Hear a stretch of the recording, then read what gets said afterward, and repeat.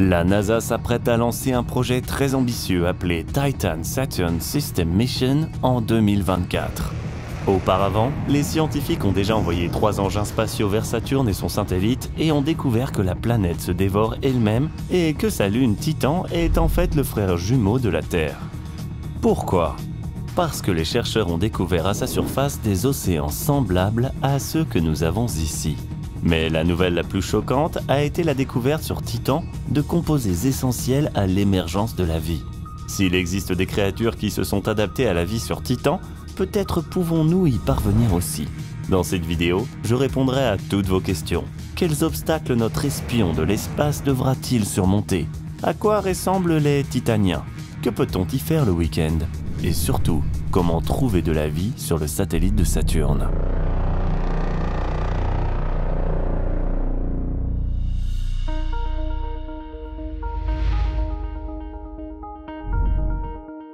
Pour atteindre la lune de Saturne et vérifier si des signes de vie y existent réellement, nous devrons nous rendre dans une région peu étudiée de notre système solaire. En effet, il n'y a pas si longtemps que nous avons découvert à quoi ressemble Saturne elle-même. Les astronomes ont commencé à explorer cette planète en 1979, lorsque Pioneer 11, une sonde spatiale américaine, a pris la première photo de la planète. J'ai l'impression qu'elle a été prise avec un téléphone portable Barbie. Ensuite, les sondes spatiales avancées Voyager 1 et 2 ont été envoyées sur Saturne dans les années 80. Elles ont transmis à la Terre un grand nombre de photos d'une valeur inestimable. Il s'est avéré que cette géante n'avait pas seulement 6 anneaux, mais plusieurs milliers. Cependant, aucune information ne permettait encore de croire à l'existence d'une vie sur la planète ou sur sa lune. Des années plus tard, en 2004, un vaisseau spatial interplanétaire Cassini-Huygens est entré dans le jeu. La sonde a organisé une séance de photos de Saturne qui a duré 30 ans et a produit 450 000 images en haute résolution. Elle montre que ce Dexter interstellaire dévore ses propres anneaux.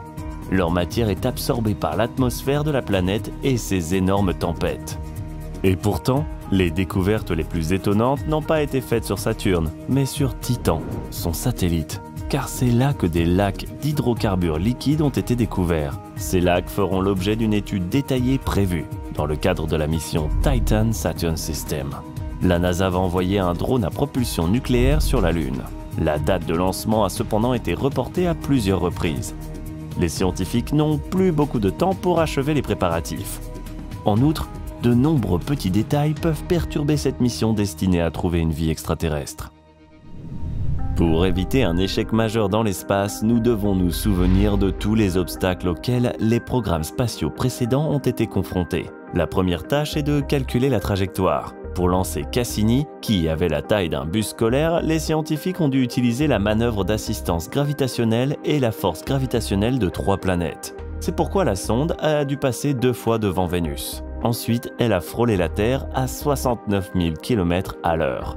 Un an plus tard, la sonde a atteint la vitesse requise et a dépassé Jupiter. Mais Cassini n'aurait jamais pu réaliser autant d'images claires si elle n'avait pas réussi à s'approcher de Saturne. Et ce sont les anneaux de la planète qui ont constitué le principal danger pour la sonde au cours de son voyage. En effet, ils sont composés de milliards d'éclats dont la taille varie de celle d'un ongle à celle d'un immeuble géant. Le fait de heurter le plus petit d'entre eux aurait suffi à détruire Cassini. Et pourtant, elle est rentrée en collision avec des micrométéorites plus de 100 000 fois. Mais, en fin de compte, la plupart des morceaux sont restés intacts. Tous nos remerciements aux couvertures. Non, pas ce genre de couverture. Les concepteurs de Cassini ont ajouté des couches de protection appelées couvertures thermiques, fabriquées à partir de tissus extrêmement légers, fins et en même temps très résistants. Ils ont sauvé la sonde des températures de l'espace et des micrométéorites. Je pense qu'il serait judicieux que les scientifiques d'aujourd'hui fabriquent la même cape et habillent le module de service du nouveau vaisseau. Pourquoi ne pas le faire? Les tendances de la mode sont cycliques. Quoi qu'il en soit, le plus difficile sera de faire atterrir la sonde sur Titan. Lorsqu'il a été décidé d'envoyer Huygens, la sonde de Cassini, à travers l'atmosphère brumeuse des lunes, son bouclier thermique, qui est en fait un bouclier de protection, n'a pas été utilisé. La température a atteint 1500 degrés Celsius. Heureusement, il ne s'est pas écrasé et a atterri en toute sécurité. C'est ainsi que Huygens est devenu le premier et jusqu'à présent le seul véhicule de l'histoire à se poser en douceur sur le sol du système solaire externe. Espérons qu'il y en aura d'autres. La mission à venir doit prendre en compte toutes les subtilités car lorsque nous nous poserons sur Titan, nous pourrons prouver ou infirmer l'habitabilité du satellite de Saturne. Saturne est le seul objet connu de notre système solaire qui possède des rivières, des lacs, des océans et des pluies occasionnelles.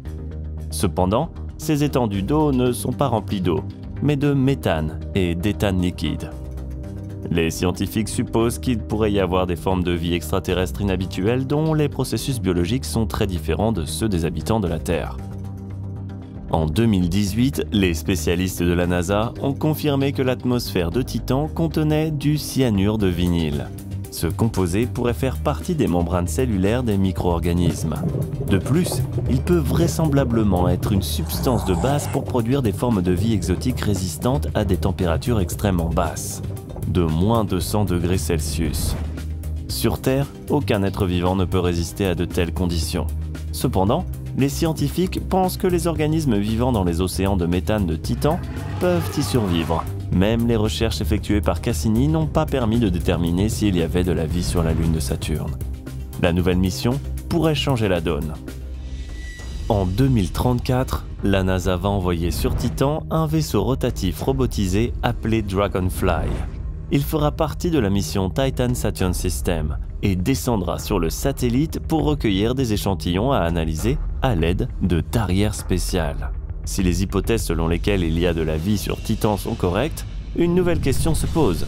Si ces créatures se sont adaptées à cet endroit, pouvons-nous répéter leur succès ?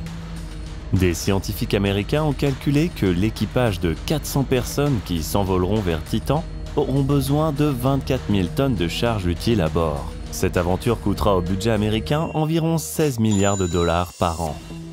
Bon, supposons que vous ayez la chance d'obtenir un billet pour Titan. Que se passe-t-il ensuite ? Tout d'abord, la température moyenne à sa surface est de moins 180 degrés. La température la plus basse jamais enregistrée sur Terre est celle de l'Antarctique, qui est de moins 84 degrés Celsius. L'équipement et les vêtements conçus pour les explorateurs polaires peuvent tolérer une température de moins 150 degrés, et une combinaison spatiale peut supporter moins 180 degrés Celsius. Nous devrons concevoir de nouveaux modèles de tenues plus chaudes et utiliser des masques et des réservoirs d'air. Pour les remplir, nous pouvons extraire l'oxygène de la glace d'eau qui se trouve sous la surface de Titan. Et même si l'homme s'est habitué aux masques au fil des années de pandémie, que fait-on de cet équipement encombrant et inconfortable ? Se promener pour admirer la beauté de Titan sera un effort titanesque. Mais ne vous énervez pas. La force de gravité du satellite ne représente que 14% de l'attraction de notre planète. Cela signifie que les Titaniens pourront littéralement voler. La cerise sur le gâteau, c'est une paire d'ailes qui viendra s'ajouter à cette tenue à la mode, composée de réservoirs, de masques et d'une combinaison thermique moulante. Ce que portent les mannequins de Victoria's Secret ne feront pas l'affaire, mais un équipement de parachutisme ou une combinaison à ailes seront utiles. Regarde-toi, tu es prêt ou prête pour une promenade dominicale sur Titan. Pour vos vacances, pourquoi ne pas aller au bord de la mer ? Par exemple, Kraken Mare est à peu près aussi grande que la mer Noire. Il est hors de question de s'y baigner. Mais un petit tour en bateau ne peut pas faire de mal. Mais n'oubliez pas que le bateau doit être extrêmement solide et durable. Et la meilleure nouvelle, personne ne se plaindra de ne pas avoir respecté les délais de location. Un jour titanien dure 16 fois plus longtemps qu'un jour ordinaire sur Terre, tandis qu'une année équivaut à 29 ans sur Terre. N'avoir Noël qu'une fois en 3 décennies, c'est plutôt triste, je dois dire. Et la possibilité d'être empoisonné est encore plus décourageante. On pense qu'il y a des nuages toxiques dans la stratosphère de Titan. En revanche, le principal composant du satellite, le méthane, n'est pas très dangereux. Cependant, si sa concentration dans l'air est trop élevée, l'odeur peut affecter l'organisme humain de la même manière que l'ammoniac. En outre, il y a un léger effet narcotique. En tout cas, il semble que Titan soit une bonne destination de voyage pour Seth Rogen.